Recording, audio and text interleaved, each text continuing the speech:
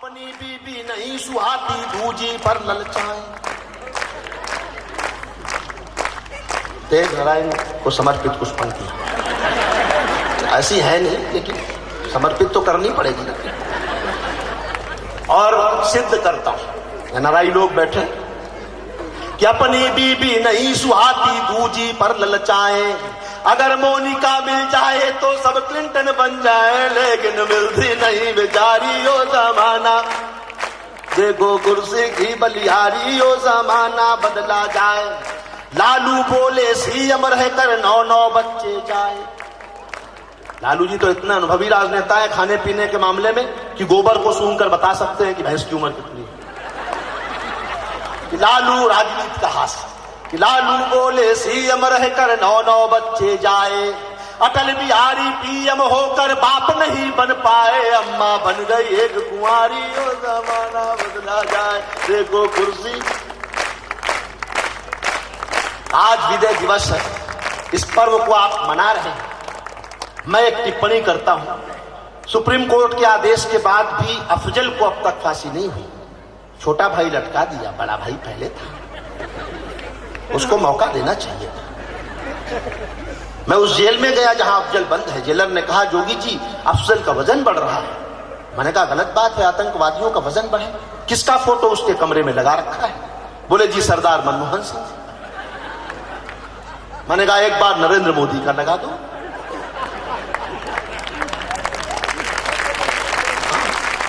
Underweight शुरू हो जाए। मैं टिप्पणी करता हूं आज विजय दिवस के अवसर पर, जिसने संसद पर हमला करने का जुर्म किया। तमाम राजनेता कहने लग गए कि साहब अफजल को फांसी नहीं होनी चाहिए। बेनी प्रसाद वर्मा तक ने कहा कि नहीं फांसी नहीं, वो उम्र कैद दे दो, क्षमादान दे दो। किसी प्रदेश के मुख्यमंत्री तक ने कहा। तब मैं टिप्पणी करता हूं, मुझे नहीं पता कि आपका कितना समर्थन होगा, लेकिन मैं पवार जी जैसे बड़े कवि को पंक्तियां समर्पित करता हूं अशोक चारण के लिए। आप समर्थन करें तो आपके हाथ उठेंगे तो यह आवाज दुनिया तक जाएगी कि देश क्या चाहता है। कि सजा हुई फांसी की और आधे अधूरे मन से समर्थन मत करना साहब। कोई नहीं बोलता, अकेले कवि हैं जो सरकारों के खिलाफ बोलने की हिम्मत करते हैं। कि सजा हुई फांसी की अफजल की फाइल निपटा दो, जो अफजल का पक्ष ले रहे उनको भी लटका दो, भारत माता है।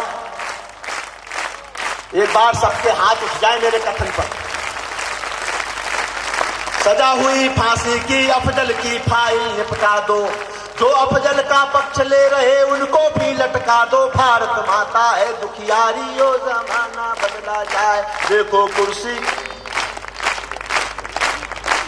मैं सारी दुनिया में जाता हूं, बहुत सारे देशों में बार बार जाता रहता हूं। जिस मन से आपने आज कविताएं सुनी है, हम लोग चर्चा कर रहे थे कि एनआरआई लोग हैं। आलोक जी कह रहे थे बच्चे हिंदी नहीं जानते, बच्चे हिंदी के पात्र हिंदी के लेखकों को नहीं जानते। आज के बाद आलोक जी आप ये बच्चे, यही बच्चे हिंदी सीखेंगे, यही बच्चे चाहेंगे कि हिंदी की कविताओं में अगर इतना रस है तो सबको हिंदी सीखनी चाहिए जिन्हें नहीं आती। ये परंपरा देश में नहीं होनी चाहिए कि भारत में हिंदी नहीं आती लोगों को। जिस मन से आपने कवि सम्मेलन को सुना है, मैं आपके लिए कुछ पंक्तियां पढ़ता हूं, मैं समर्पित करता हूं आपको। कि लंदन देखा, पेरिस देखा, देख लिया अमेरिका। लंदन देखा, पेरिस देखा, देख लिया अमेरिका। एनआरआई कॉम्प्लेक्स के आगे सब कुछ लादा फीका, अपने लिए बजा दो तालियों। बहुत बहुत धन्यवाद, बहुत बहुत आभार, बहुत बहुत शुक्रिया। 4 पंक्तियां पढ़ता हूं भाई। इतने बुजुर्ग लोग, परिवार के लोग बैठे हैं कि इंसान क्या जिसमें कि स्वाभिमान नहीं है, वो गीत क्या जिसमें कि कोई तान नहीं है, मंदिर की मूर्तियों से दुआ मांगने वालों, माँ बाप से बढ़कर कोई भगवान नहीं। हम अपने बुजुर्गों का, माँ बाप का सम्मान करना सीखें और भीड़ में दुनिया के पहचान बनाए रखना, घर में खुशियों की एक दालान बनाए रखना, अपने होठों पे ये मुस्कान बनाए रखना और इस दिल में हिंदुस्तान बनाए रखना। वो हिंदुस्तान जो दिलों में बनाए रखने का काम करते हैं, वो देश के बड़े कवि हरिओम पंवार जी होते हैं। उनकी किताबें हैं, उनकी कैसेट सीडी शायद आज भी होगी। जो भी उनकी सीडी से, कैसेट से कमाई होती है कवि सम्मेलन से, वो सब वो गरीब बच्चों को पढ़ाने के लिए मदद करते हैं। और अच्छी बात है, देश में ऐसे काम होने चाहिए। और पीछे वीडियो सीडी है, वो गरीब बच्चों को गोद लेते हैं। मैंने कहा भाई साहब थोड़े दिन के लिए हमें भी ले लो, अच्छा है, लेकिन ये उनका समर्पण है। शादी नहीं की, परिवार नहीं बसाया, पूरा देश उनका परिवार है। हम सब कवि जितना प्रेम वो करते हैं, इकलौते कवि हैं बड़े कवियों में जो नई पीढ़ी को बहुत प्रेम करते हैं, बहुत आगे बढ़ाते हैं। और कानून के प्रोफेसर हैं, कानून की सबसे बड़ी डिग्री होती है LLD। जज साहब वो उन्होंने की, आपने LLD पे एक ताली नहीं बजाई। तब मैंने कहा भाई साहब इससे बढ़िया आप B.Ed कर लें, B.Ed लोग ज्यादा जानते हैं। कोच के वो ऐसे कवि हैं जो जहां से चाहे वहां से शुरू हो सकते हैं। उनका जो स्वर है, उनका तेवर है, मैंने कहा ना लाखों के लोग उन्हें प्रेम करते हैं। मैं एक टिप्पणी करता हूं कि 65 साल की आजादी में 15-16 प्रधानमंत्री हो गए, लेकिन दूसरा हरिओम पंवार पैदा हुआ। उनका कद इतना है, दिनकर के वो ऐसे वंशज हैं कि उनके लिए किसी लाल बत्ती, किसी तमगे की जरूरत नहीं है। वो जिस गाड़ी में बैठ जाते हैं वो गाड़ी अपने आप लाल बत्ती के महत्व जैसी हो जाती है। ये उनका कद है, उनकी सहजता, उनकी विनम्रता देखिए साहब कि किसी को होता नहीं उनके कद का अंदाजा। वो आसमां है मगर सर झुका के चलते हैं। 2 पंक्तियां मैं उनके लिए पढ़ता हूं। आस्था पर रामदेव जी के साथ भी वो जुड़े रहे, वहीं से 2 पंक्तियां उठाता हूं कि दुर्बल प्राणों के लिए जीवन लोम विलोम, दुर्बल प्राणों के लिए जीवन लोम विलोम, राष्ट्रबोध का इन दिनों महामंत्र हरिओम। एक बार दोनों हाथ उठाकर हमारे बड़े कवि का अभिनंदन करें, डॉक्टर हरिओम पंवार।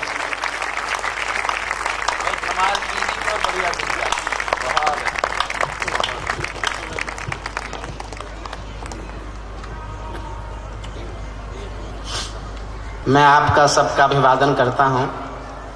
मैंने अपनी प्रशंसा में सुनील जोगी को जो जो लिख के दिया था,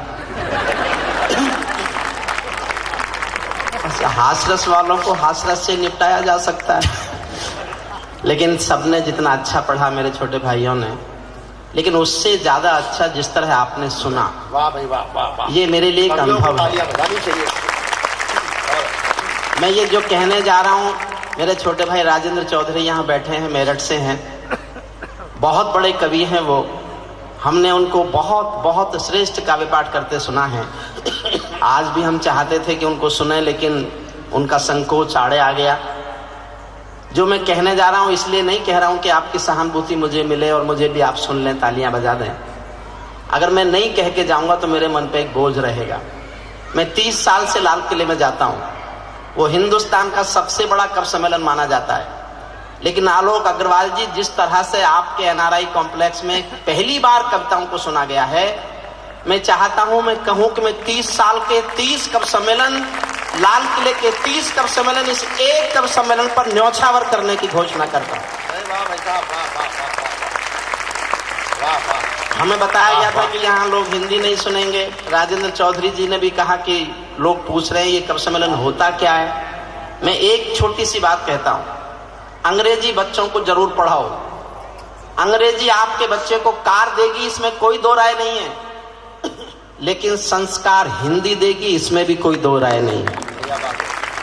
संस्कार हिंदी के पास।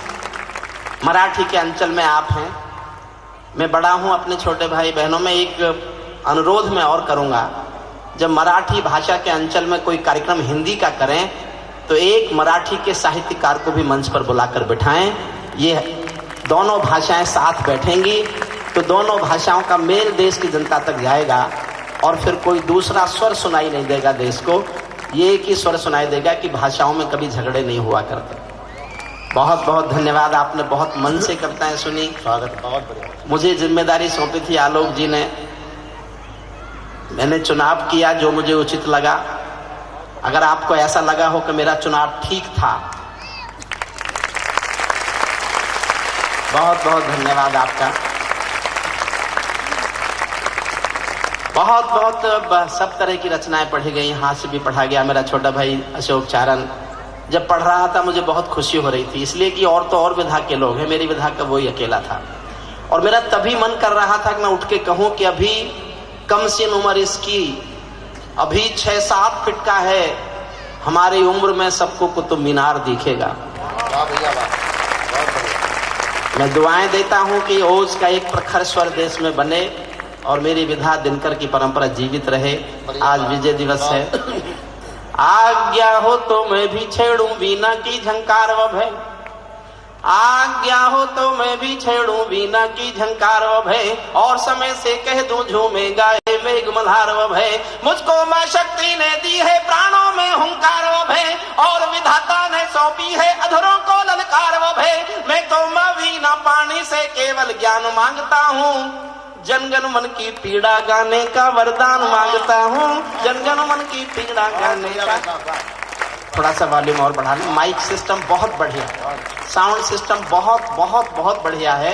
हम बधाई देते हैं साउंड सिस्टम वालों को भी। मेरा थोड़ा सा गला इन दिनों खराब है, आप साउंड सिस्टम की भी प्रशंसा करता हूँ। देखिए इन्होंने हास्य रस पढ़ा, मैं इनके साथ रहता हूँ तो मुझ पर भी कुछ बुरा असर पड़ गया है। हास्य मेरी विधा नहीं है।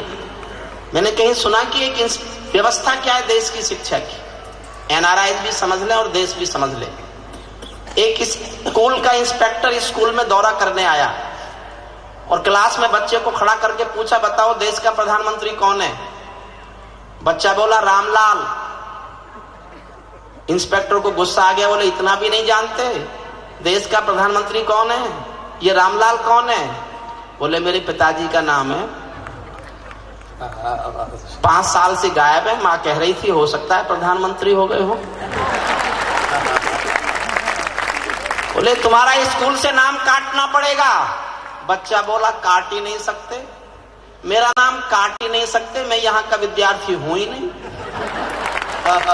मैं तो पड़ोस में भैंस चराने आया था, मास्टर जी ने कहा इंस्पेक्टर आ रहा है, बच्चे कम है, क्लास में बैठ जा, 5 रुपए मिलेंगे। मेरा नाम काट ही नहीं सकते। इंस्पेक्टर को और गुस्सा आ गया, वो सीधा टीचर के पास गया। उसने कहा कि बच्चों को प्रधानमंत्री का नाम नहीं पता, वो बच्चे नकली। टीचर बोला किससे कह रहे हो? असली मैं भी नहीं हूं, असली मेरे पिताजी हैं। आज मुकदमे की तारीख थी, मुझसे कह गए थे इंस्पेक्टर आएगा तू चला जा। अब इंस्पेक्टर का और गुस्सा बढ़ा, वो प्रिंसिपल के कमरे में गया, सीधा प्रिंसिपल के कमरे में। उसने कहा ये विद्यार्थी नकली, टीचर नकली। प्रिंसिपल साहब बोले साहब असली मैं भी नहीं हूं, असली मेरा भाई है। अगली बात समझना और तालियां बजाएं तो ऐसी बजाना कि हास्य रस वालों के कुछ पोस्टर उखड़े, ताकि इनको ऐसा ना लगे कि हास्य ज्यादा जमा। बोले साहब असली मैं भी नहीं हूं, असली मेरे भाई हैं। आज कुछ काम निकल आया, मुझसे कह गए थे इंस्पेक्टर आएगा, 10,000 रुपए दे देना, चुपचाप दस्तखत करके चला जाएगा। तालियों की बात ये नहीं थी, तालियों की अगली बात है। समर्थन चाहता हूं। इंस्पेक्टर ने 10,000 रुपए जेब में रखे और बोला वो तो मैं हूं जो केवल 10,000 में मान रहा हूं, अगर असली इंस्पेक्टर आ जाता तो।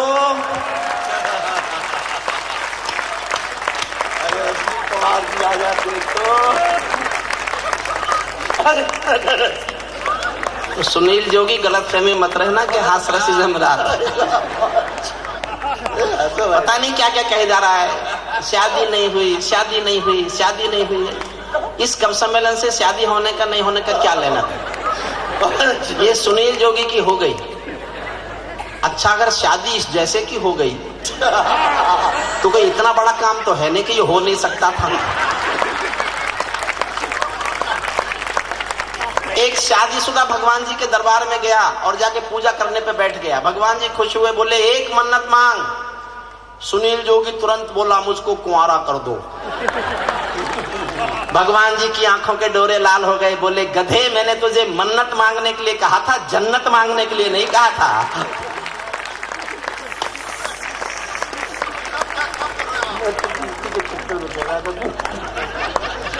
सुनील जोगी तुम जिस चक्कर में कह रहे थे तुम्हारे सब चक्कर में निकाल सकता, लेकिन आप लोग समझेंगे कि छोटे भाइयों पे हमला कर दिया। मुझे कोई चिंता नहीं है, मैंने शादी जानबूझ के नहीं की। मैं जानता हूं जिसकी शादी नहीं होती वो हिंदुस्तान में एक बार देश का प्रधानमंत्री और एक बार देश का राष्ट्रपति बनाया जाता है। ये छोटा सा काम है, सब कर लेते हैं इसको।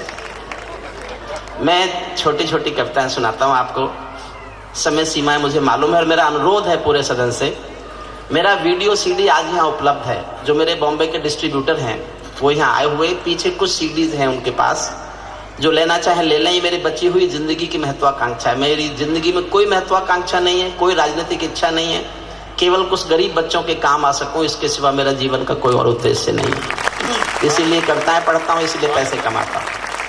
पीछे वीडियो सीडी है मेरी, उसमें मेरी कुछ नई कविताएं हैं, आपको मिल जाएंगी, बाद में ले सकते हैं।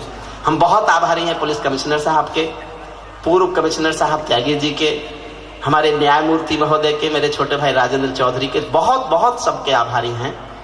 मेरा अनुरोध यह है कि मेरे कविता पाठ के बाद इस कार्यक्रम के लिए जिन लोगों ने मदद की है, जो लोग हमारे स्पॉन्सर्स हैं, जिन लोगों ने प्रायोजन किया है, जो प्रायोजक हैं, पुलिस कमिश्नर साहब के हाथों से उनका सम्मान होगा। इसलिए थोड़ी देर बैठे रहिएगा सब। मैं कविता सुनाता हूँ, एक सुनाऊंगा, दो सुनाऊंगा, तीन सुनाऊंगा, छोटी छोटी सुनाऊंगा, अलग अलग रंग की कविता। पहली एक कविता सुन लीजिए, उसके बाद एक ऐसी कविता सुनाऊंगा जो इन हास्यरस वालों के काम आएगी, और अंत में करूंगा अपनी करगिल के शहीदों के प्रति एक श्रद्धांजलि वाली कविता से, क्योंकि विजय दिवस से अच्छा दिन, मेरे छोटे भाई ने भी कहा, अशोक चारण ने। जो लोग बीच में घूम रहे हैं थोड़ी देर बैठ जाए। देखिए थोड़ा समय और बचा है, बस उसका हम उपयोग करना चाहते हैं। और फिर सबसे अच्छी कविता भोजन होती है, भोजन से अच्छी दुनिया में अभी कोई कविता नहीं लिखी गई, कुछ नहीं लिखी गई। मैं भी गीत सुना सकता हूँ शबनम के अभिनंदन के, मैं भी गीत सुना सकता हूँ शबनम के अभिनंदन के, मैं भी ताज पहन सकता हूँ नंदन वन के चंदन के, लेकिन जब तक पगडंडी से संसद तक कोलाहल है, तब तक केवल गीत लिखूंगा जनगण मन के क्रंदन के, लेकिन तब तक गीत लिखूंगा जनगण मन के क्रंदन के। जब पंछी के पंखों पर हो पहरे बम के गोली के, जब पंछी के पंखों पर हो पहरे बम के गोली के, जब पिंजरे में कैद पड़े हो सुर कोयल की बोली के, जब धरती के दामन पर हो दाग लहू की होली के, कोई कैसे गीत सुना दे बिंदिया कुमकुम रोली के, कोई कैसे गीत सुना दे बिंदिया कुमकुम रोली के। मैं झोपड़ियों का चारण हूँ आंसू गाने आया हूँ, मैं झोपड़ियों का चारण हूँ आंसू गाने आया हूँ, घायल भारत माता की तस्वीर दिखाने लाया हूँ, घायल भारत माता की तस्वीर दिखा। कुछ चित्र दिखाता हूँ, बस 2-3 चित्र दिखाऊंगा, एक एक चित्र देखिएगा। कहाँ बनेंगे मंदिर मस्जिद, कहाँ बनेगी राजधानी। पुलिस कमिश्नर साहब, इस देश की सबसे बड़ी समस्या आतंकवाद नहीं है, नहीं है आतंकवाद समस्या। जिस दिन सरदार पटेल जैसा कोई व्यक्ति देश का प्रधानमंत्री बनेगा, 24 घंटे में आतंकवाद पर काबू पा लिया जाएगा, केवल 24 घंटे में। देश की समस्या भूख है, देश की समस्या गरीबी है, देश की समस्या, योजना आयोग कहता है कि 22 रुपए में गांव का आदमी अपना जीवन काट सकता है। 22 रुपए कमा ले तो वो गरीब नहीं है। 22 रुपए। मैंने 542 एमपीओ को चिट्ठी लिखी है कि एक दिन 22 रुपए में जी के दिखाओ, जियो एक दिन 22 रुपए में तुम। पता चलेगा गरीब आदमी का दर्द क्या होता है। कहाँ बनेंगे मंदिर मस्जिद, कहाँ बनेगी राजधानी, मंडल और कमंडल पी गए सबकी आंखों का पानी, प्यार सिखाने वाले बसते मजहब के स्कूल गए, इस दुर्घटना में हम अपना देश बनाना भूल गए। कहीं बमों की गर्म हवा है और कहीं त्रिशूल जले, सौन चिड़ैया सूली टंग गई पंछी गाना भूल चले, आँख खुली तो पूरा भारत नाखूनों से त्रस्त मिला, जिसको जिम्मेदारी दी वो घर भरने में व्यस्त मिला, जिसको जिम्मेदारी दी वो घर भरने में व्यस्त मिला। क्या यही सपना देखा था भगत सिंह की फांसी ने, जागो राजघाट के गांधी तुम्हें जगाने आया हूँ, घायल भारत माता की तस्वीर दिखाने लाया हूँ, घायल भारत माता की तस्वीर। एक चित्र और दिखाता हूँ, न्यायमूर्ति जी को समर्पित करता हूँ। छठी पंक्ति पर समर्थन मांगता हूँ, पूरी 6 पंक्ति सुन लेना, और छठी पंक्ति आपके दिल में तीर की जगह चुभे जाके तो आक्रोश की तालियां उठाना। पूरे सदन से अनुरोध करता हूं, मंच से भी अनुरोध करता हूं, स्वागत है, मंच भी ताली बजाए, क्योंकि मैंने इनकी कविताओं पर खूब तालियां बजाई हैं। बहुत अच्छा, बजानी पड़ी। अशोक सुंदरानी जी के जूते तक पे ताली बजाई।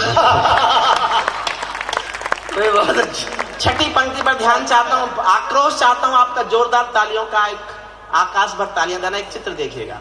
अंधकारों में समा गए जो तूफानों के बीच जले, अंधकारों में समा गए जो तूफानों के बीच जले, मंजिल उनको मिली कभी जो 4 कदम भी नहीं चले। क्रांति कथानक कौन पड़े हैं गुमनामी की बाहों में, गुंडे तस्कर तने खड़े हैं राजमहल की राहों में। यहाँ शहीदों की पावन गाथाओं को अपमान मिला, डाकू ने खादी पहनी तो संसद में सम्मान मिला।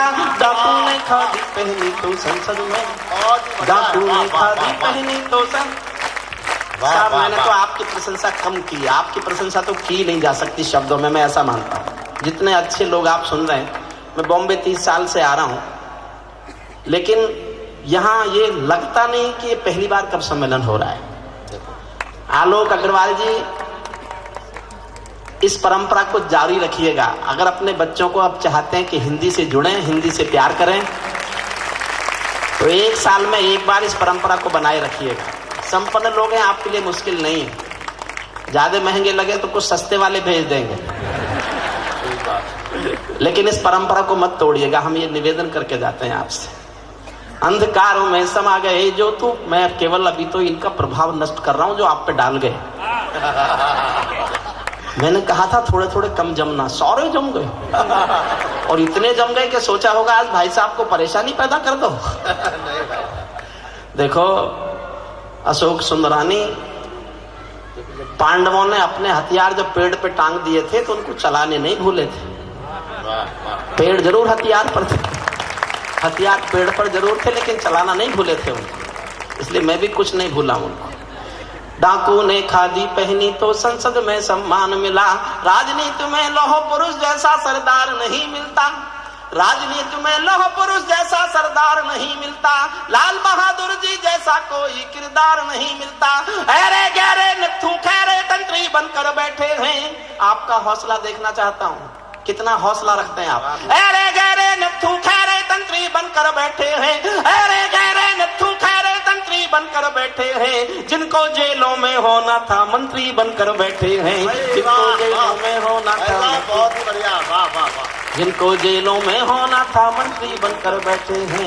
मैंने देशद्रोहियों का अभिनंदन होते देखा है, भगत सिंह का रंग बसंती चोला रोते देखा है, लोकतंत्र का मंदिर भी लाचार बनाकर डाल दिया, कोई मछली बिकने का बाजार बनाकर डाल दिया। अब जनता को संसद भी प्रपंच दिखाई देती है, नौटंकी करने वालों का मंच दिखाई देती है, नौटंकी करने वालों का मंच दिखाई। जब कोयल की डोली गिद्धों के घर में आ जाती है, शुद्ध राजनीति गा रहा हूं, जब कोयल की डोली गिद्धों के घर में आ जाती है, तो बगला भक्तों की टोली हंसों को खा जाती है, तो बगला भक्तों की टोली हंसों को खा जाती है। जब जब भी जय चंदों का अभिनंदन होने लगता है, तब तब सांपों के बंधन में चंदन रोने लगता है, तब तब सांपों के बंधन में चंदन। एक पंक्ति पढ़ता हूं, मेरी इस कविता की सबसे अधिक संवेदनशील पंक्ति है। आप समझ जाएं तो तालियां उठाना, नहीं समझे तो चुप रहना। मैं इसे एक पंक्ति से आंकता हूं, अपने कविता पाठ का पैमाना सुनिएगा।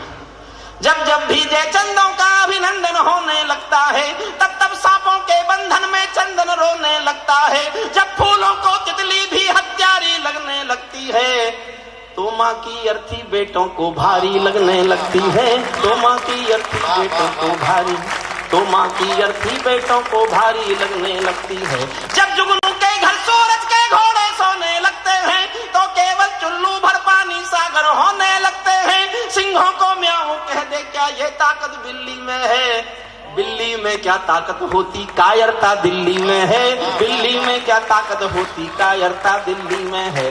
कहते हैं कि सच बोलो तो प्राण गंवाने पड़ते हैं, मैं भी सच्चाई गा गा कर शीश कटाने आया हूँ, घायल भारत माता की तस्वीर।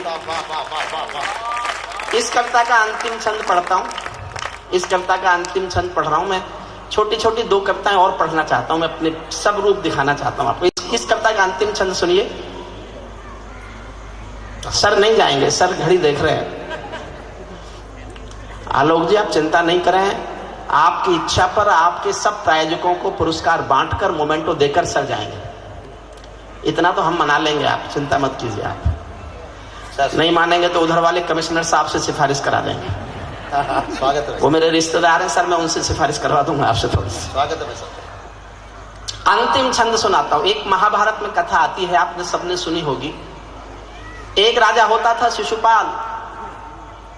वो श्री कृष्ण को जब देखो गाली देता रहता था, जब देखो श्री कृष्ण को गाली देके बोलता था। लोग पूछते थे कृष्ण जी से, इसकी गाली सुन के चुप क्यों रह जाते हैं आप?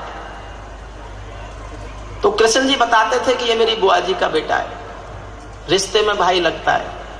और एक दिन मेरी बुआ जी ने मुझे खाना खिलाते हुए मुझसे वचन ले लिया कि मेरे इस बदतमीज बेटे की 99 गालियां माफ कर देना कृष्ण। तो मैं वचनबद्ध हूं, 99 गालियां माफ करूंगा। जिस दिन 100वीं गाली देगा उस दिन सजा मिलेगी। और महाभारत में लिखा है, जिस दिन शिशुपाल ने 100वीं गाली दी, भरे दरबार में सुदर्शन चक्र से शिशुपाल की गर्दन काट दी गई। मैं भी कुछ राजनीति के अपराध गिन रहा हूं। बहुत बढ़िया, वाह वाह वाह वाह वाह। बस आप समझ गए, मुझे कुछ नहीं समझाना, कुछ नहीं समझाना। मैं राजनीति के अपराध गिन रहा हूं और किस हद तक गिन रहा हूं सुनना। कोई कलाकारों के सर पर तलवारें लटकाता है। कोई अंतिम छंद है, अंतिम छंद के प्यार से सुनिएगा। कोई कलाकारों के सर पर तलवारें लटकाता है, कोई वंदे मातरम के गाने पर नाक चढ़ाता है, कोई हिमालय ताजमहल का सौदा करने लगता है, कोई गंगा यमुना अपने घर में भरने लगता है, कोई तिरंगे झंडे को फाड़े फूंके आजादी है, कोई गांधी को भी गाली देने का अपराधी है, कोई चाकू घोंप रहा है संविधान के सीने में, कोई चुगली भेज रहा है मक्का और मदीने में, कोई ढांचे का गिरना यूएन में ले जाता है, कोई भारत मां को डायन की गाली दे जाता है। लेकिन 100 गाली होते ही शिशुपाल कट जाते हैं। तुम भी गाली गिनते रहना, जोड़ सिखाने आया हूं। गाया भारत माता। भाई बहुत ही बढ़िया, वाह वाह वाह वाह। भाई 2 मिनट की कविता सुनिए, छोटी सी, दिल्ली दरबार 2 मिनट की छोटी सी कविता। उसकी विशेषता यह है, जितना मेरा हौसला बढ़ाते जाओगे मैं उतना ही कड़वा बोलता जाऊंगा। और ये कड़वा मैं ही बोलता हूं, जिसकी हुई नहीं ये नहीं बोल सकते। इनकी तो सबकी वही स्थिति है कि क्या करूं कि 2-4 घर और पकड़ लो। सुनील जोगी ने तो पकड़ रखे हैं, आज बदले में आया किसी को रख के। सुनील जोगी हमारा बहुत लाडला प्यारा, तेज भी, अशोक सुंदरानी भी, सबने बहुत अच्छा पढ़ा। जो लोग 2 बच्चे बीच में घूम रहे हैं, बेटा आप भी थोड़ी देर बैठ जाओगे। जितना हौसला बढ़ाओगे उतना कड़वा बोलूंगा। पहली पंक्ति से कविता पकड़ना। सहज सी पंक्ति है, हास्यरस के कवियों के साथ रहो तो बुरा असर पड़ गया। इनके साथ रहने के लिए संघर्ष में ये मुझे लिखनी पड़ी। संघर्ष। होली पर हिंदी के हास्य कवि सम्मेलन होते हैं, तो कहते हैं आपके पास हास्य नहीं है तो आपको क्यों बुलाएं? होली पे तो हास्य सुनाओ। अब होली पे कलकत्ता में ज्यादा प्रोग्राम होते हैं, वहां भी एनआरआई, वो भी अच्छा पैसा देते हैं। ये चले जाते थे, मैं रह जाता था। तो मैंने एक ऐसी कविता लिख ली कि जब ये रह जाते हैं मैं चला जाता हूँ। बहुत बढ़िया, बहुत बढ़िया। पहली पंक्ति पकड़ लीजिएगा। मैं आपको 2 मिनट की कविता सुनाता हूँ। इसके बाद करगिल के शहीदों पर एक कविता सुनाऊंगा, जो मेरे जीवन की सबसे अच्छी कविता है। अगर मैं उस कविता को बिना सुनाया गया तो मुझे लगेगा मैंने अपना धर्म का पालन नहीं किया। इस कविता को सुनिए, पहली पंक्ति पकड़ना। आओ आओ गाली गाली खेलें दिल्ली के दरबार में। वाह, बढ़िया बात है भाई, वाह वाह। अच्छा, वहां कुछ और होता है क्या? वहां कुछ और होता ही नहीं।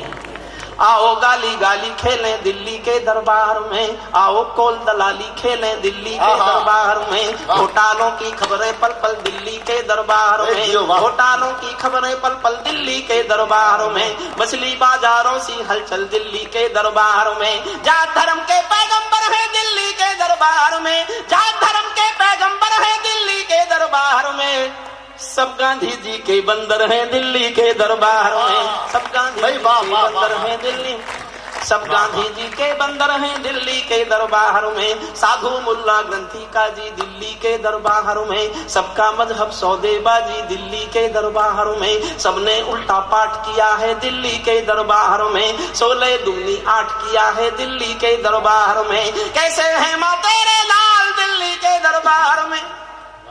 65 साल की डेमोक्रेसी एक पंक्ति में गा रहा हूं, एक पंक्ति में। आपके दिल में तीर सजा के चुभे तो तालियां उठाना एक एक व्यक्ति।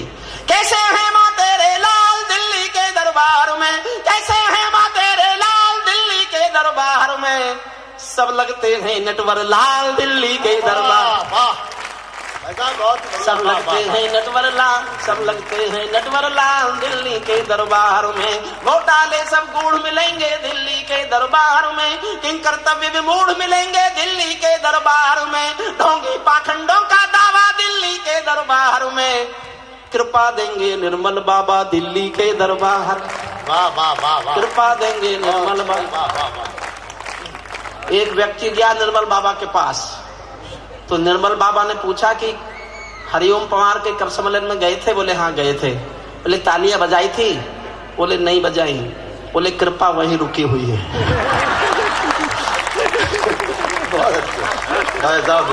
ये कृपा आप चाहते हो आए तो बजाओ तालियां। कृपा देंगे निर्मल बाबा दिल्ली के दरबार में, अब करगिल की पीर नहीं है दिल्ली के दरबार में, चुल्लू भर भी नीर नहीं है दिल्ली के दरबार में, जनगण मन के ये मंत्रीगण दिल्ली के दरबार में, ताबूतों में खाएं कमीशन दिल्ली के दरबार में, ताबूतों में खाएं कमीशन दिल्ली के दरबार में, गठबंधन की इलाज और थोड़ा और सख्त होना, थोड़ा और मुखर होना और हौसला बढ़ाना, गठबंधन की लाचारी है दिल्ली के दरबार में, गठबंधन की लाचारी है दिल्ली के दरबार में, चूहे बिल्ली में यारी है दिल्ली के दरबार में, चूहे बिल्ली में यारी है दिल्ली के दरबार में, आग और पानी हम जोली दिल्ली के दरबार में, गिरगिट के मस्तक पर रोली दिल्ली के दरबार में, अटल हिमालय हिले हुए हैं दिल्ली के दरबार में, सांप नेवले मिले हुए हैं दिल्ली के दरबार में, सांप नेवले मिले हुए हैं दिल्ली के, चुप चुप रोता है सरदार दिल्ली के दरबार में, चुप चुप। और एक पंक्ति में पूरी पॉलिटिक्स है, और मैं कानून का आदमी हूं, सिद्ध करता हूं कि मैं सब कुछ कह दूंगा और पकड़ा नहीं जा सकता, कोई सबूत नहीं है मेरे खिलाफ, और मैं सब कुछ कहने जा रहा हूं, सुनना। चुप चुप रोता है सरदार दिल्ली के दरबार में, कौन चलाता है सरकार दिल्ली के दरबार में, कौन चलाता है सरकार दिल्ली के दरबार में, उनके हाथों में सुतली है दिल्ली के दरबार में, बाकी सब तो कठपुतली है दिल्ली के दरबार में, बाकी सब तो कठपुतली है दिल्ली के दरबार में, अडवाणी जी की ललकार दिल्ली के दरबार में। मैं जानना चाहता हूं आप कितना समझेंगे। अडवाणी जी गए पाकिस्तान, जिन्ना साहब की मजार पे फूल चढ़ाने, और अपनी पे चढ़ाई आए, आज तक नहीं उतरे, कितने ही रथ यात्रा लेके निकल लो। अडवाणी जी की ललकार दिल्ली के दरबार में, ले गए जिन्ना और मजार दिल्ली के दरबार में, बड़े पुरोधा अपने हंता दिल्ली के दरबार में, और लिखो पुस्तक जसवंता दिल्ली के दरबार में, और लिखो पुस्तक जसवंता। मैं इसको छोड़ता हूँ, ये लंबी कविता है, और मैं अंत में एक छोटी सी कविता करगिल के शहीदों पर अपने मन से सुनाना चाहता हूँ। एक बार जोरदार तालियां बजाकर। देखिए, मेरा हाथ जोड़कर निवेदन है, किसी को उठना हो तो अभी उठ जाए, इस कविता के बीच में कोई मत उठना, क्योंकि मैंने जीवन में जो सबसे अच्छा लिखा है वो मैं सुनाने जा रहा हूँ, और मेरे छोटे भाई अशोक चारण के अनुरोध पर सुनाने जा रहा हूँ। कविता से पहले मैं 4 लाइन वो सुनाता हूँ जो मेरी नहीं है। 4 लाइन तो मैं आपको ये सुनाता हूँ जो मेरी नहीं है, कि रात के अंधेरे में ना ऐसा कोई काम करो, प्रगल्भ जी की लाइनें हैं, आपके जीवन की आचार संहिता बन सकती है। रात के अंधेरे में ना ऐसा कोई काम करो, मुंह जो छिपाना पड़े दिन के उजेरे में, और दिन के उजाले में ना करो कोई ऐसा काम, नींद जो ना आए तुम्हें रात के अंधेरे में, नींद जो ना आए तुम्हें रात के। मैं 4 पंक्तियां, और एक कवि है शिकोहाबाद के डॉक्टर धुरेंद्र भदौरिया। मैंने जब करगिल के शहीदों पर कविता लिखी, उससे पहले मैंने ये लाइनें नहीं सुनी थी। अगर मैंने ये पंक्तियां सुन ली होती तो मैं शायद अपनी कविता नहीं लिखता, क्योंकि ये पंक्तियां मेरी कविता से अच्छी हैं। केवल 4 पंक्तियां सुना रहा हूं, और मेरा हाथ जोड़कर निवेदन है, चौथी पंक्ति सुनते समय अगर आपने दिल को खुला छोड़ दिया तो सालों तक भौरे की गूंज की तरह ये पंक्ति आपके दिल के आसपास गूंजेगी। कल्पना यह है उस कवि की, एक करगिल से शहीद का पार्थिव शरीर घर आता है, और जब अंतिम दर्शन के लिए कपड़ा हटाते हैं तो देखते हैं केवल धड़ है, सर नहीं है। सर नहीं आया, केवल धड़ आया है। सब रो पड़ते हैं, सोचते हैं क्या हुआ होगा सर का, कहां कटा होगा, कहां रहा होगा, कहां होगा इस समय। लेकिन जो शहीद की बहन थी वो अपने भाई के भूलने की आदत से बहुत दुखी रहती थी, बहुत लड़ती थी, अपने भाई से झगड़ती थी, भूलने की आदत पे ताने मारती रहती थी, लड़ती झगड़ती रहती थी। वो बहन कल्पना करती है कि मेरे भाई का सर कहां होगा। ये कल्पना देखिए बस केवल 4 लाइनों में। बहन की कल्पना पर ध्यान दीजिएगा, चौथी पंक्ति पर। बहन कल्पना कर रही है कि मेरे भाई का सर कहां है। दादी का दुलार भूला, बाबुल का प्यार भूला, मोतियों की माला मेरी आज तक ना लाया है। धड़ से ही शिकायतें कर रही है। दादी का दुलार भूला, बाबुल का प्यार भूला, मोतियों की माला मेरी आज तक न लाया है। होली वाले रंग भूला, दीपों का उमंग भूला, राखी का त्योहार बार बार बिसराया है। भाभी मेरा भैया तो जन्म से भुलक्कड़ था, आज भी उसी आदत को दोहराया है। जाते समय मैया के आशीष लेना भूल गया, आते समय रणथल में शीश भूल आया है। आते समय रणथल में शीश भूल आया। मैं इन 4 पंक्तियों के सम्मान में एक छोटी सी कविता पढ़ता हूं। मैं फिर दोहराता हूं, मेरे जीवन की सबसे अच्छी कविता है। कविता के नाम पर अगर मेरे पास कुछ राजेंद्र चौधरी जी है, मुझे नहीं पता आपने सुनी है कि नहीं सुनी, लेकिन मेरे पास कविता के नाम पर बस ये है। मेरी ऐसी मान्यता है, जब कोई शहीद होता है सीमा पर या देश के अंदर भी आतंक से लड़ते लड़ते, तो वो अकेला नहीं मरता, उसके परिवार में बहुत कुछ मरता है। उसकी माँ के भीतर कुछ मरता है, उसके पिता के भीतर कुछ मरता है, उसके बच्चों के भीतर कुछ मरता है, उसकी पत्नी के भीतर कुछ मरता है। इस एहसास पर एक बहुत छोटी सी कविता मेरी खड़ी है, सुनिए। मैं केशव का 5 जन्म भी गहन मौन में खोया हूं। गीत मेरी विधा नहीं है, गीत मेरी भाषा नहीं है। बहुत श्रेष्ठ गीत की शिल्पी सुमन दुबे जी बैठी हैं, उन्होंने बहुत श्रेष्ठ गीत सुनाया। लेकिन हर किसी के भीतर एक छोटा सा गीतकार होता है, मेरे भीतर भी रहा होगा। उस छोटे से गीतकार का अंकुरण है ये कविता। 5 मिनट की कुल कविता है, मन से सुन लीजिएगा। मैं समझूंगा मैंने आज विजय दिवस पर मंदिर में पूजा की है, तीर्थ किया है, शिवालय के बीच आके कविता पाठ किया है। ऐसा महसूस, ऐसा एहसास मैं अपने साथ लेके जाना चाहता हूं। आपके आयोजन समिति के लिए KB अग्रवाल साहब, आलोक अग्रवाल जी, जितना भी कहा जाए उतना कम है। हम सब सारे मिलकर बहुत प्रशंसा करें वो भी कम है। हम सबको जीवन भर ये कवि सम्मेलन याद रहेगा, और हमें ये भी याद रहेगा कि हमने एक स्थान पर पहली बार कवि सम्मेलन किया था, और वो कवि सम्मेलन भी जनता ने इतने प्यार से सुना। मैं केशव का 5 जन्म भी गहन मौन में खोया हूँ। उन बेटों की याद कहानी लिखते लिखते रोया हूँ। उन बेटों की याद कहानी लिखते लिखते रोया हूँ। जिस माथे की कुमकुम बिंदी वापस लौट नहीं पाई, जिस माथे की कुमकुम बिंदी वापस लौट नहीं पाई। चुटकी झुमके पायल ले गई कुर्बानी की अमराई। कुछ बहनों की राखी जल गई है बर्फीली घाटी में। वेदी के गठबंधन मिल गए हैं करगिल की माटी में। पर्वत पर कितने सिंदूरी सपने दफन हुए होंगे। 20 बसंतों के मधुमासी जीवन हवन हुए होंगे। टूटी चूड़ी धुला महावर रूठा कंगन हाथों का, कोई मोल नहीं दे सकता बासंती जज्बातों का। कोई मोल नहीं दे सकता बासंत। टूटी चूड़ी धुला महावर रूठा कंगन हाथों का, कोई मोल नहीं दे सकता बासंती जज्बातों का। जो पहले पहले चुंबन के बाद लाम पर चला गया। एक पल का एहसास जीना मेरे साथ, एक पल का। जो पहले पहले चुंबन के बाद लाम पर चला गया।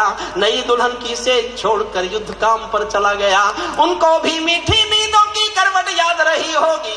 उनको भी मीठी नींदों की करवट याद रही होगी। खुशबू में डूबी यादों की सलवट याद रही होगी। खुशबू में डूबी यादों की सलवट याद रही।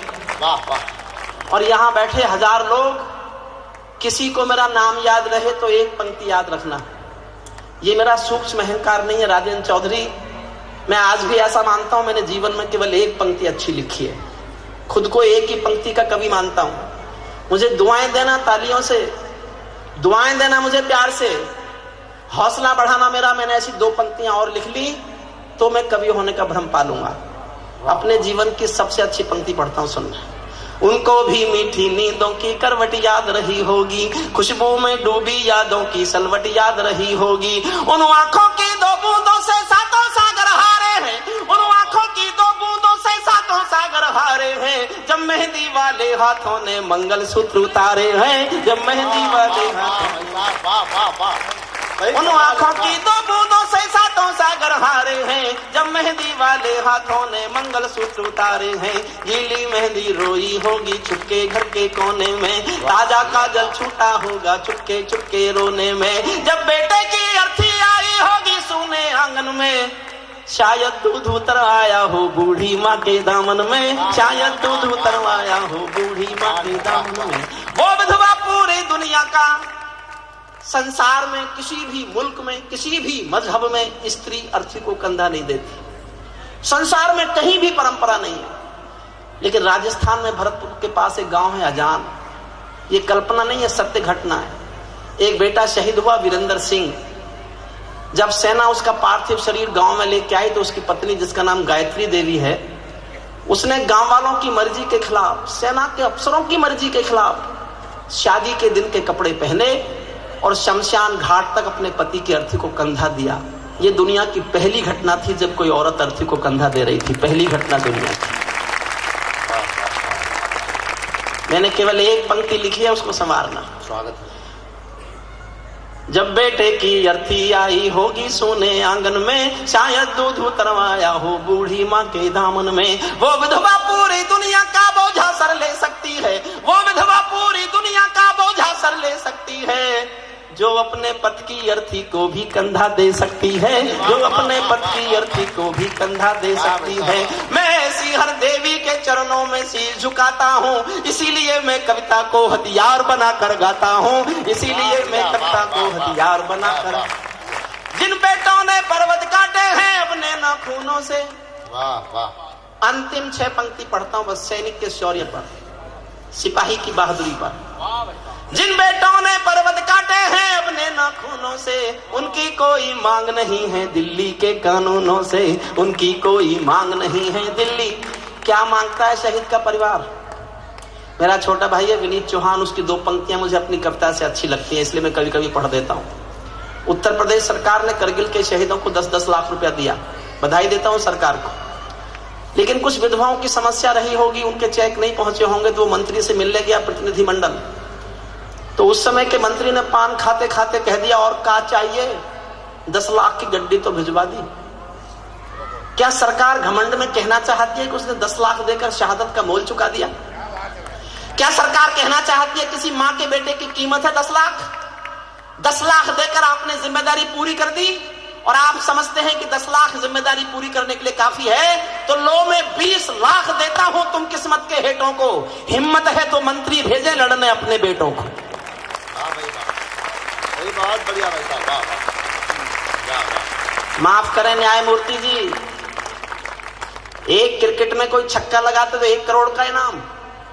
मैं 1 करोड़ के इनाम के खिलाफ नहीं हूं साहब, लेकिन मैं कहने का अधिकार मांगता हूं, जिस हिंदुस्तान में एक मजदूर को 12 घंटे पसीना बहाने के बाद केवल 150 रुपए मजदूरी मिलती है, उस मुल्क में एक छक्के पर 1 करोड़ का इनाम मजदूर के पसीने का अपमान करता हुआ नजर आता है। बस मैं ये कहने का अधिकार चाहता हूं। जिन बेटों ने पर्वत काटे हैं अपने नाखूनों से, उनकी कोई मांग नहीं है दिल्ली के कानूनों से। जो सैनिक सीमा रेखा पर ध्रुव तारा बन जाता है, उस कुर्बानी के दीपक से सूरज भी शर्माता है। गरम दहानों पर तोपों के जो सीने अड़ जाते हैं, उनकी गाथा लिखने को अंबर छोटे पड़ जाते हैं। उनके लिए हिमालय कंधा देने को झुक जाता है, कुछ पल को सागर की लहरों का गर्जन रुक जाता है। उस सैनिक के शव का दर्शन तीर्थ जैसा होता है, चित्र शहीदों का मंदिर की मूरत जैसा होता है, चित्र शहीदों का मंदिर की मूरत। सच्चा है अपना प्यार तो क्या इस जहां का डर, गुलबन के गुलिस्ता वफा में फिर खिलेंगे हम। अब बिछड़ रहे हैं कोई रंज मत करो, फिर बाहर आएंगी तो फिर मिलेंगे हम। सितारों को आंखों में महफूज रख लो, बड़ी दूर तक रात ही रात होगी। मुसाफिर हो तुम भी, मुसाफिर हैं हम भी, इसी मोड़ पर फिर मुलाकात होगी। मैं आयोजकों से अनुरोध करूंगा, आदरणीय मंजू जी या कोई भी आए। हमारे पुलिस कमिश्नर साहब रुके, हम उनका बहुत बहुत आभार मानते हैं, बहुत बहुत आभारी हैं उनके। हम जीवन में कभी नहीं भूलेंगे कि इतनी प्रशासनिक व्यवस्था के बावजूद उन्होंने इतना समय हमें दिया। वो हमारे प्रायोजकों को स्मृति चिन्ह भेंट कर देंगे तो प्रायोजकों का मन बढ़ेगा, वो अगली बार दूना मदद करेंगे कवि सम्मेलन के लिए।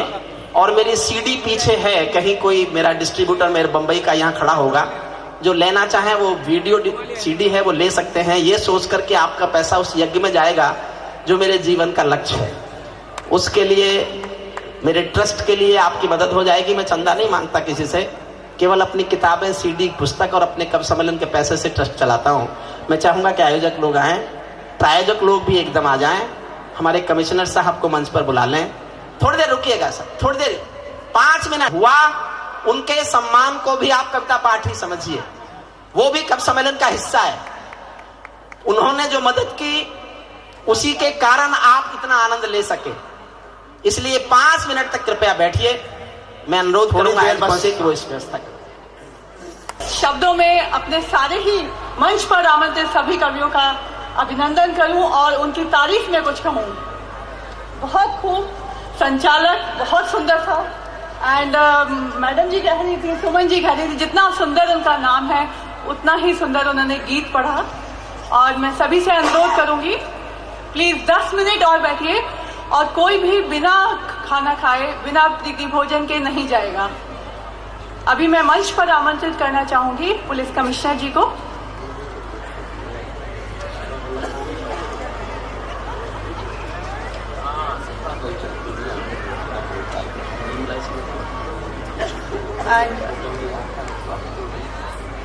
एंड सबसे पहले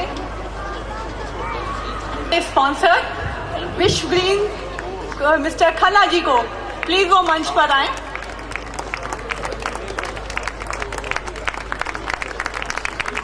मिस्टर सुनील खन्ना जी,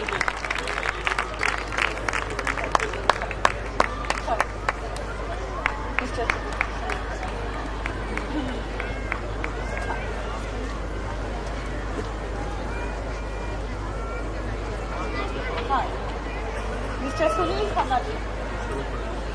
हमारे दूसरे बड़े स्पॉन्सर हैं जिली India Private Limited. Miss Deepika को आमंत्रित करना चाहूंगी मंच पर। दीपिका जी। तीसरे वीडियोकॉन D2H मिस्टर बीवी गुप्ता जी, प्लीज मंच पर आए। जोरदार तालियों से स्वागत कीजिए। उन सबके सहयोग के बिना शायद ये प्रोग्राम मुमकिन नहीं हो पाता।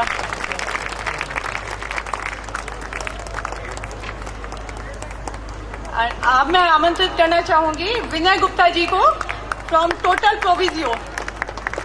विनय गुप्ता जी मंच पर आए।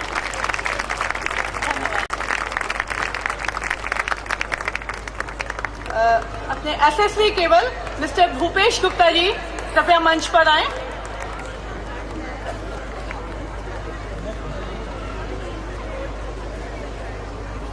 हमारे सभी स्पॉन्सर्स का प्लीज जोरदार तालियों से स्वागत कीजिए।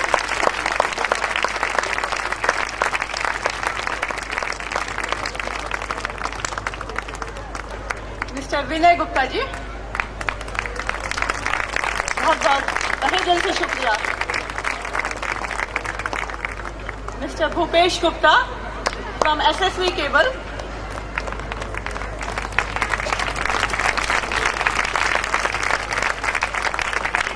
बहुत बहुत धन्यवाद। Z+ सिक्योरिटी, हमारे कॉम्प्लेक्स के चेयरमैन मिस्टर राजा अरोरा, जोरदार तालियों से स्वागत कीजिए।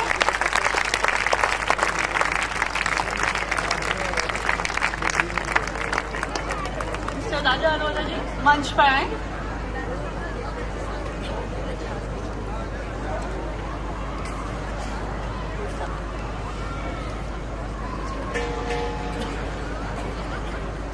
उसके बाद मैं आमंत्रित करना चाहूंगी मिस्टर शेट्टी जी को, जो कि कॉर्पोरेट होटल के ओनर हैं।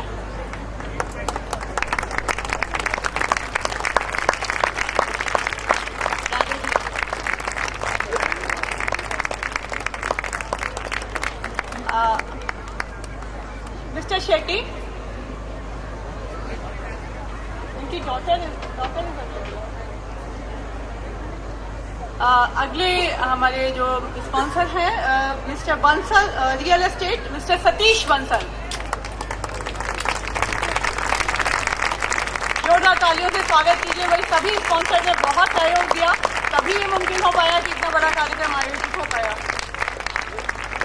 और आप जितने भी बैनर और ये सब देख रहे हैं वो कर्सी है रौनक एडवर्टाइजिंग की, जिसका श्रेय जाता है अमरदीप सिंह जी को।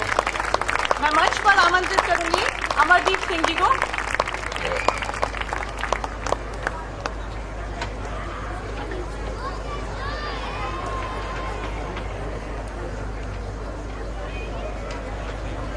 जोरदार तालियां अमरजीत सिंह के लिए, हमारे मीडिया पार्टनर हैं। Noble Shipping Private Limited mister Sajid Merchant मंच पर आए। मिस्टर साजिद।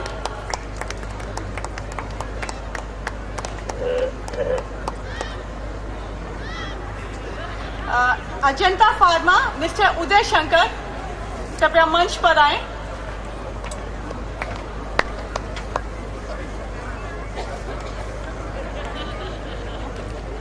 उनके यदि वो अवेलेबल नहीं है तो हम डेफिनेटली पहचानेंगे। मैं उदय शंकर जी हमारे शुभ लग गए। स्निग्धा जी जिन्होंने बहुत मेहनत की है वो मंच पर आए। स्निग्धा जी डेकोरेशन का, फूड का एंड वैशाली का एंड जीतू जी का बहुत बड़ा हाथ है। मैं आमंत्रित करूंगी वैशाली को मंच पर। जोरदार तालियां वैशाली के लिए। व्यवस्था में लगी हुई है।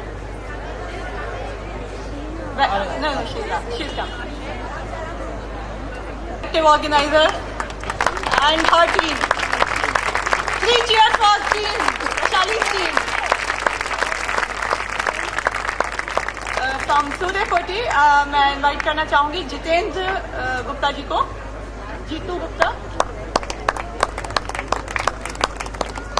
बहुत सारे ही स्पॉन्सर का तहे दिल से शुक्रिया।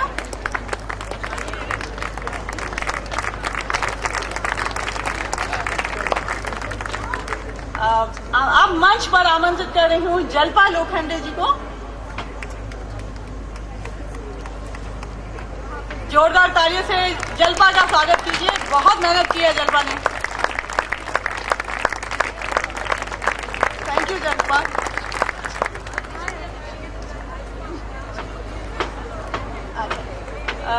अभी मैं आमंत्रित करना चाहूंगी पंजाब नेशनल बैंक से मिस्टर विजय, मिस्टर बंसल जी को। मिस्टर विजय, अच्छा ओके। पंजाब नेशनल बैंक से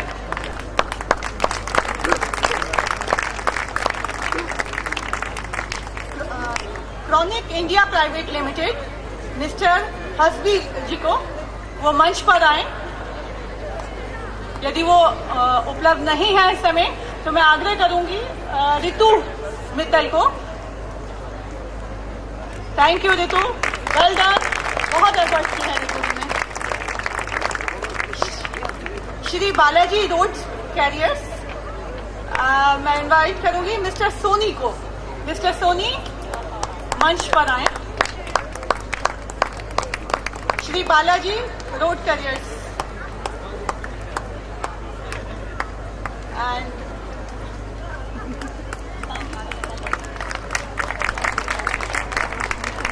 ICICI प्रूडेंशियल मैं जल्पा को मंच पर आमंत्रित करूंगी एक बार और।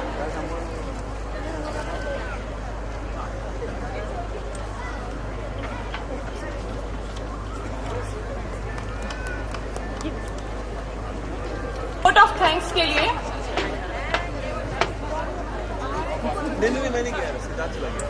अब मैं कार्यक्रम के समापन पर अपने पुलिस कमिश्नर जी से एक अनुग्रह करूंगी कि 2 मिनट हम सबको आशीर्वाद दें।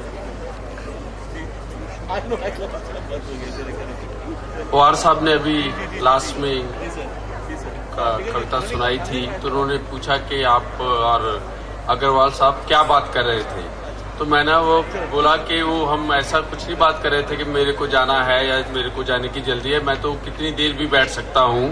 और बात ये हो रही थी कि 10 बजे के बाद अपना साउंड सिस्टम बंद कर देना चाहिए, ऐसा नियम है। तो वो बोल रहे थे कि थोड़ी देर बढ़ा सकते हैं या नहीं। तो उनको मैंने बाद में बोला कि अब जब इनका कविता खत्म हो चुकी है, तो थोड़ा इसको साउंड सिस्टम को कम कर दो, बिकॉज अब तक कंट्रोल रूम में इसके बारे में 10-20 कंप्लेंट्स भी आ चुकी होंगी कि अभी तक हमारे को आवाज़ सुनाई दे रही है। कुछ सिटीजन्स ऐसे भी हैं जो हमेशा ऐसा बोलते हैं कि इस तरह 10 बजे के बाद कभी माइक सिस्टम की आवाज़ आती है, तो उसके बारे में कंप्लेंट करते हैं। पवार साहब को मैंने 91 में या 92 में सेंटूर होटल में एक बार उनका ऐसा ही कवि सम्मेलन हुआ था, तो उनको सुना था। उनको सुनने का दूसरी बार मौका मिला और बाकी सबको पहली बार। जब ये अग्रवाल साहब से मेरी बात हो रही थी तो बात यही थी कि हिंदी का कवि सम्मेलन किया जाए, और क्योंकि बहुत कम ऐसा पॉसिबल है, जैसा बताया गया कि NRI में बहुत कम बच्चे हैं जो हिंदी बोल सकते हैं, ऐसा आज तक की ये समझ थी। पर इतने लोग आए हैं और इतना अच्छा सा उसका ऑर्गेनाइजेशन किया गया है कि मेरे को भी लगता है कि अगर हर साल कवि सम्मेलन हो, और खुद मेरे को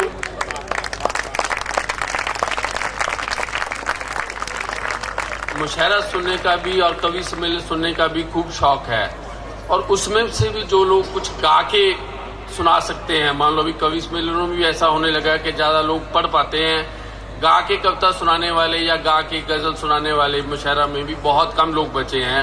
और आज देखा कि ऑलमोस्ट सभी ही गा के सुना रहे थे कविता, तो मेरे को और भी बहुत अच्छा लगा। तो सभी जो कवि हैं महोदय, उन सब का, मैडम का भी मैं धन्यवाद करता हूँ। आप सब ने ठीक से उसको सुना, इसलिए आप सबका भी धन्यवाद करता हूँ। और आयोजकों ने, ऑर्गेनाइजर ने जो इसका अरेंजमेंट किया इतना ठीक से, उन सब का धन्यवाद करके मैं मेरे 2 शब्द समाप्त करता हूँ। जय हिंद, जय महाराष्ट्र।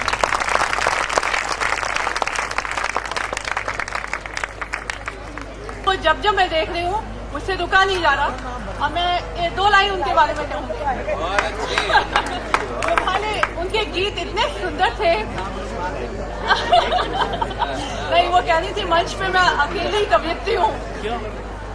हम सब आपके साथ मैं उनके लिए कहूँगी, लुभाले आपको वो अंदाज कहाँ से लाएं, आपके नगमों के लिए साज कहाँ से लाएं। आपकी तारीफ कर तो सकते हैं, लेकिन आपकी तारीफ के अल्फाज कहाँ से लाएं। अभी मैं मनमीत खुराना जी को आमंत्रित करूंगी मंच पर, वो आए और वोट ऑफ थैंक्स। वाइफ है जस्मीन खुराना, मैं उनको आमंत्रित करूंगी वोट ऑफ थैंक्स।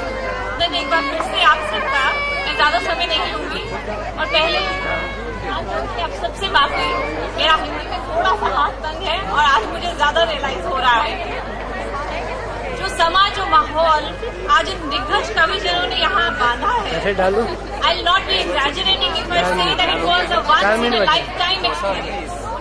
कविता ऐसी गति की मानो दिल को, रूह को छू गई है, और इस जन्म में तो इसका असर जाने वाला नहीं। अगर नवाजिश हुई तो शायद अगले कई जन्म तक रह जाएगा। और एक बच्चे को गुदगुदाने पे जो हंसी कानों में पड़ती है, मुझे लगता है उससे बड़ी नियामत कुछ नहीं होती। किसी वीणा, किसी भजन की धुन से वो ऊपर होती है। आज जब 1200 लोगों को, यहाँ 1200 से भी शायद ऊपर लोग हैं, मुझे नंबर नहीं पता, उनको जब मैं हंसी से लोटपोट होते देख रही थी, तो मुझे सिर्फ ये लग रहा था कि जन्नत आज यही है, यही है, यही है।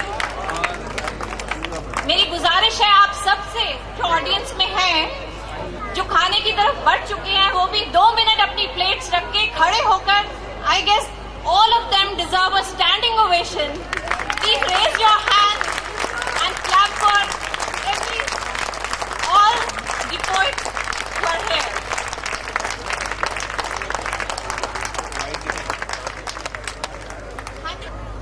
और तहे दिल से शुक्रिया अदा हमारे पुलिस कमिश्नर साहब का, एक्स कमिश्नर साहब का, और सभी स्पेशल डिग्निटरीज जो यहाँ आए, जिन्होंने अपना कीमती समय निकालकर हमें नवाजा, इस ओकेजन को नवाजा। And I will really be failing if I don't make a special mention of the unfailing efforts of the Kavi Sammelan Committee, organizing committee, and these young volunteers. I think they also deserve a standing ovation. All these young volunteers, please come on the stage. Please come on the stage. And please ऊपर